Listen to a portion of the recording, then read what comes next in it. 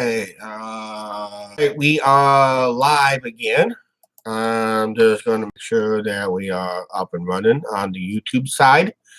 Because we're on the YouTube side, I just want to make sure we're up and running on the main channel side. So make sure we're through completely, which we are.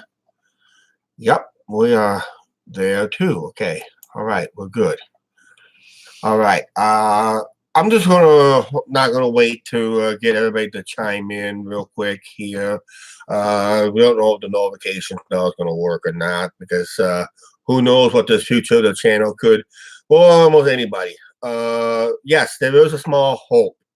Not much of a small hope, according to what videos I've been watching. And I'll tell you what. If FTC is going to go after a lot of YouTubers, they're going to go after probably the big boys first before they even touch the small guy. But if a small guy gets caught in that big net, then the small guy is really in trouble in a way if they don't mark their videos correctly as either kid friendly or not kid friendly. And I think everybody is upset. I should be titled as "Why YouTube threw everybody on the bus." It's basically what YouTube did. With this settlement, they just threw everybody under the bus. They forgot what their real content is. Content creators.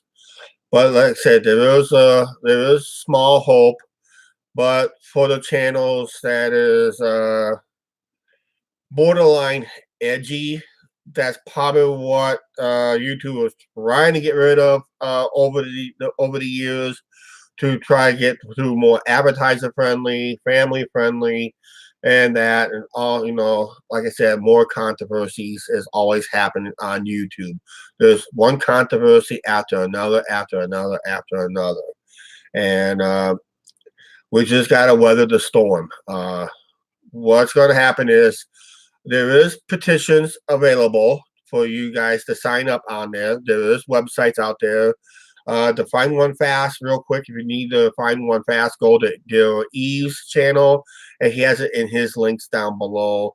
I'm just not going to be able to post the links here because I don't know if I be able to post somebody else's links on ours. Almost have to go to there. Then, if you guys leave a nice comment on the if you guys leave a nice comment on the FTC, talk about how it's going to hurt the how you're going to lose family-friendly channels to go to garbage videos. Remember the YouTube of the old days? Nothing but garbage videos. When the monetization began, I mean, garbage videos after garbage videos after garbage videos, fights, gore fights, neighbors picking on each other, harassing each other, and all that. Then all of a sudden, someone came up with an idea: let's bring a family show together, and that's what brings family content to come in. And that's been the stronghold. Gaming videos is even going to be affected in this to all that. But as we try, it's just gonna because even if you label your kids kid friendly, you're gonna lose a lot of stuff. There's no bones about it. You're gonna lose a lot of stuff. Notifications you're gonna lose. You ain't gonna get recommended. It's gonna be lost in the shuffle. You have to depend on your audience to find your uploads every day. Come in, check on your channel every day to see if you uploaded a new video. We're talking about like the days of VidMe over at VidMe, where used to be on both YouTube and VidMe, where it's harder to establish your audience. So everybody's going to live the days of other video platforms, where basically it's harder for the audience to know you uploaded new videos if you're child content. If you're not child content, you're still going to be for question because as you know, like I said, the FTC is looking for the big bang, but they forget the boom. And guess where the boom is at? Right there. See that brown box right there? If you look over even further, about right there, that's the boom they keep forgetting about because there is some content creators out there. They will have a cold one or two on their videos. They will swear on their videos. But as they're looking for the stuffed toys and pretty colors, you look even pretty blue colors of these boxes can be mistaken as child content. Yeah, YouTube family. Actually, there's something called YouTube Kids. There's something called YouTube Kids where they can direct the family content can stay on the main platform, but anything directed for more that's directly 100% kids should be moved to uh, uh, YouTube Kids. Uh, Basically, they should be moved to YouTube Kids if they're kid friendly. Thank you for chiming in, Adventures of John and Julie. And like I said, there is a small hope, basically, because I watched some so-called, well, legal eagles, but remember, they're only giving out advice that they may or may not give to their clients. They have to seek an attorney for, and a lot of us don't even afford. And that's what this legal guy says. A lot of content creators are using this as a hobby or just as a uh, using their content like our main channel because we're monetized. It's called subsidized income. Basically, it's just make a little extra money on the side. Subsidized income. And this is and since we're not monetized, we're making results on this. But there's a chance that even if they see how much money that YouTube could lose over the time when it comes to when those creators lose those big bucks, so does YouTube lose these big bucks. We'll have to find the video where they're gonna have to do. They're gonna have to go back to the YouTube of the old days where all small channels under 1,000 subscribers and watch time will have to get monetized in a way. That could be a possibility that this channel could get monetized without meeting the requirements anymore. They might just throw away those requirements and say, hey, we gotta make our nickels and dimes someplace. And if we make those small channels make a little income, they'll get a little bit more incentive and more creative. But then you put more channels at risk. Now, someone did say, what happens if your videos is not monetized? Are they free and clear? We don't know on that one because the wording is so vague, so vague. Even the lawyers on their YouTube channels, uh, the internet lawyer, other lawyers, basically said they don't know where the wording is. They don't know because it's not written. It's not really a law written by Congress. Even if a law was passed, but the wording of enforcement is so vague in that. So it's just another issue. But like I said, it's my opinion. Everybody has their different opinions. A lot of people, unfortunately, a lot of people is planning to jump ship. But then if those people and content creators decide to jump ship, well, guess what? Who will be raking in the money after the other channel? The other channels will be raking in the money more because as those content people are bailing out, the small channels will come in and take up that income loss, and maybe the view count loss. Maybe the view counts go up better because they're looking for different content. Uh, like I said, when everybody signed on to YouTube, 100%. If everybody signed on to YouTube, uh, they're basically because the content, the platform is only for 13 years old on up. And how YouTube allowed this to happen, it's just greedy on their end. But like I said, small hope. It's not much of a hope that maybe the FTC will not come down hard on all the creators. Basically, I think they're just going to look for the.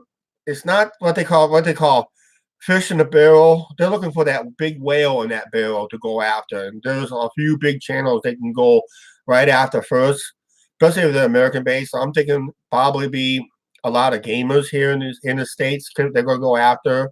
There's possibly the Paul brothers can go after, but then they're backed by big money anyway. So even if they don't make a whole lot on their channels or whatever they make on their channels, they're still backed by big money in some form in that. So multi-channel networks, I have not heard anything about from the multi-channel networks talking about this or something like that. It's just like one lawyer says, they just said they made an agreement. They decided let's pass the buck and blame the creators instead. So basically, YouTube is basically under, even they had to pay $170 million fine.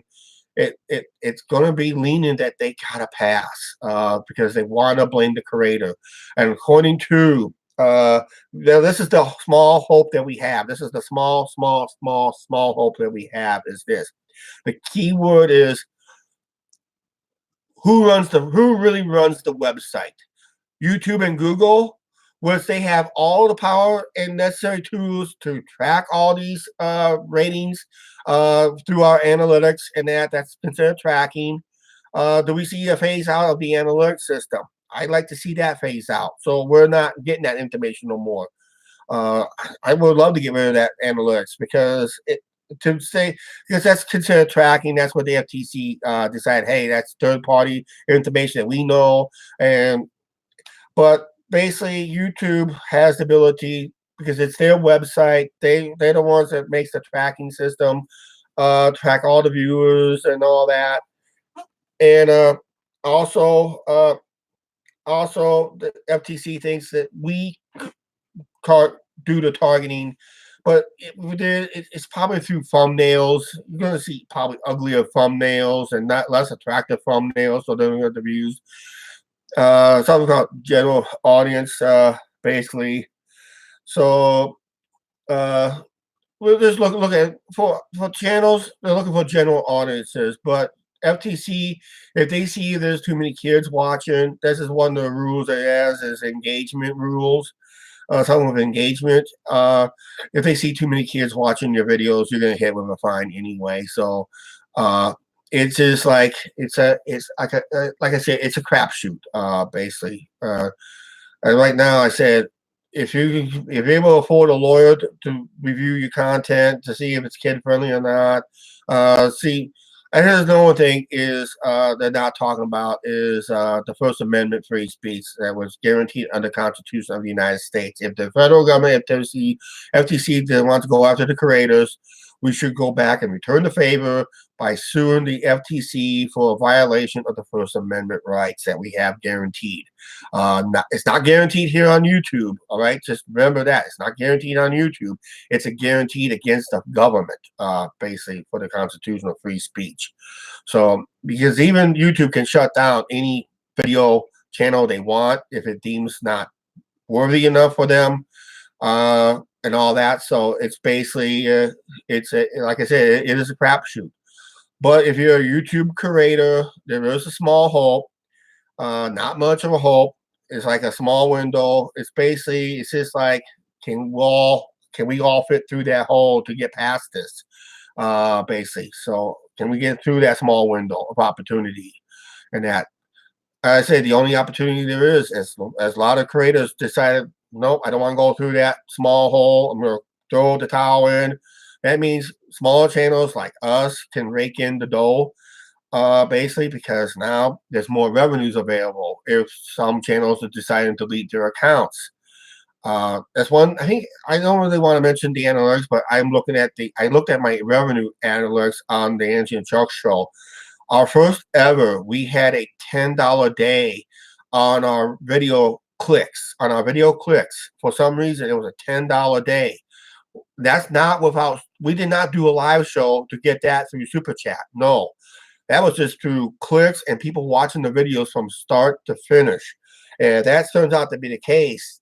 That's why we had a good revenue day. It's one of our best revenue days in about 3 years, maybe 3.5 years on our channel.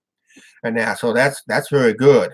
I would love to see more days like that, but it's not going to maintain at that level at any time soon. So it may have this high peak, just like a roller coaster. It has to come down before it goes back up again for another hill and that. So actually, our lift hill came pretty late in this, but yeah, but as for other stuff, who knows what could happen. So basically, it comes down to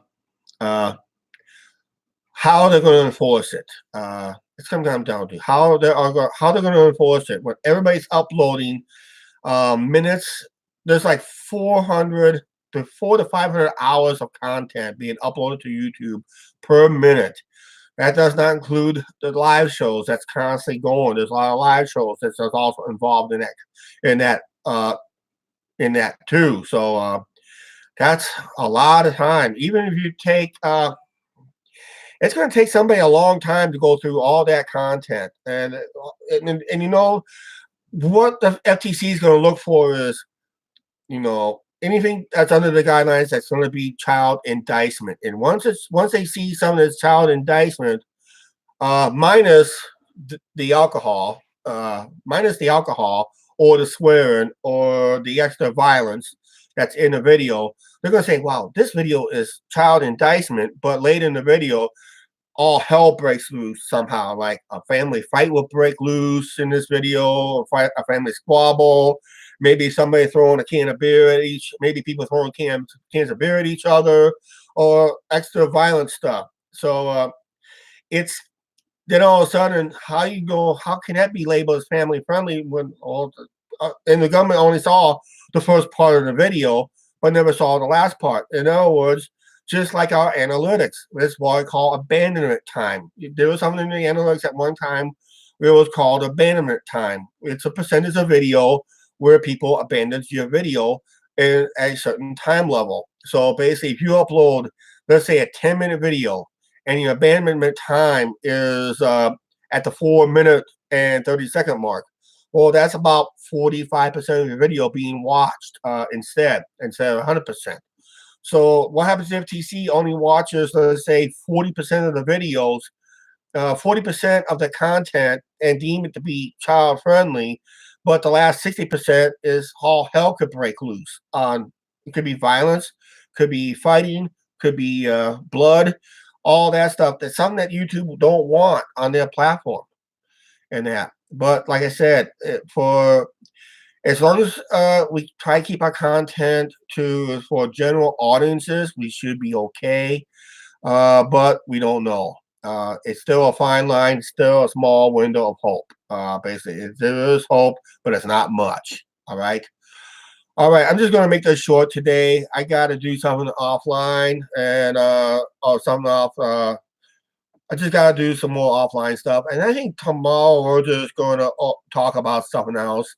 If I do come on tomorrow, I'm thinking about more talking about why we getting thrown under the bus all the time, because this has got to stop. I don't know how many creators are going to say, you know what, if YouTube and all those keep throwing us on the bus, I mean, don't be surprised if there's people that say, just like the stock market, cash in, take the money and run and get out and delete your videos or something like that. Who knows? But some people will cash in. If I had that $10 a day over on the Engine Chuck show, there may be more down the line. It all depends what goes on. Even a small amount of view clicks, I was surprised.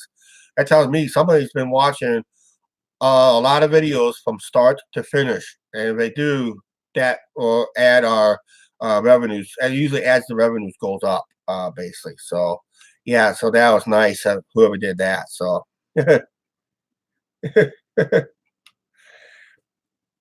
yeah, you may want to add your 2 cents as a new creator. Basically, talk about here, John. If I give you some advice, when you signed on to YouTube, talk about that. What you signed up for. The age. What is the minimum age? Because if you look at your analytics, go to your analytics, and go to when you go to your analytics. You're gonna find something in your analytics. Basically, you gotta go to your YouTube Studio, and you want to go down to your analytics. This is how they track your viewers, basically. And you want to study. Go to click on audience. You want to click on your audience and scroll down. No, it's not in your it's not in your audience. It's reach. Yeah, it should be. No, it's not in reach. It should be engagement. It's got to be someplace, unless YouTube changed it. I think YouTube changed it. Right now, I don't have enough clicks for this report for my demographic data, but on my main channel, I was getting 25 to 34 age range on the main channel. I just don't get enough clicks on this channel to get a proper reading on the channel. So I just don't get a proper reading on this channel at all. because I don't have enough clicks on this channel to do that. So you just if you get enough click rates going, you should be able to detect what kind of audience you get. But right now, your click rates got to be pretty high up and consistently. So if you're a new channel, you may not get that information for maybe down the line. But yeah, talk about it is a minimum age of 13 just even have an account on YouTube. And I always had that rule, but for some reason, I don't know. Greed, I guess. All right. Like I said, for YouTube creators out there, there is a small hope out there. There is a small hope. There is hope. It's not much, but there is hope out there. It's going to come down to, basically, I said in the previous video, it's going to come down to final enforcement. But right now, we're just going to have to hope, because when they start plucking the creators, if they're going to start plucking one by one after January 1st, and they're going to start plucking at creators one by one and by one, and YouTube decided to delete channels one by one because they didn't fill out the paperwork, because they're trying to protect their butts too.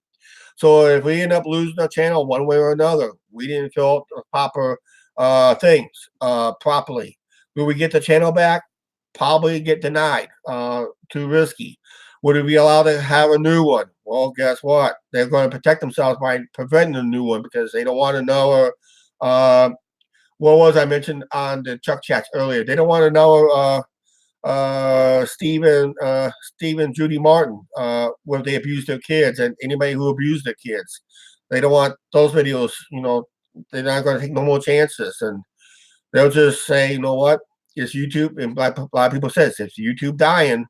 We're in for a ride. We're going to be in for a rough ride. But basically, right now, a lot of creators, they're going to, like I said, the ones who can afford it will seek their attorneys. The ones who are afforded, we're going in blind, basically virtually blind. And the wording is so vague, so vague. I mean, it just contradicts itself, basically all the line. So how can they enforce it if it's so vague? And also we got to remember is this: we creators, FTC thinks we creators are collecting data from young kids. That is, I have no idea how to do it. All I get is what YouTube gives me is through the analytics. It's basically how people click on the videos, the ages, through what the ages, the demographics of ages, just like TV, the demographics. The only thing we cannot get is anything under the age of 13. We have never gotten anything under the age of 13.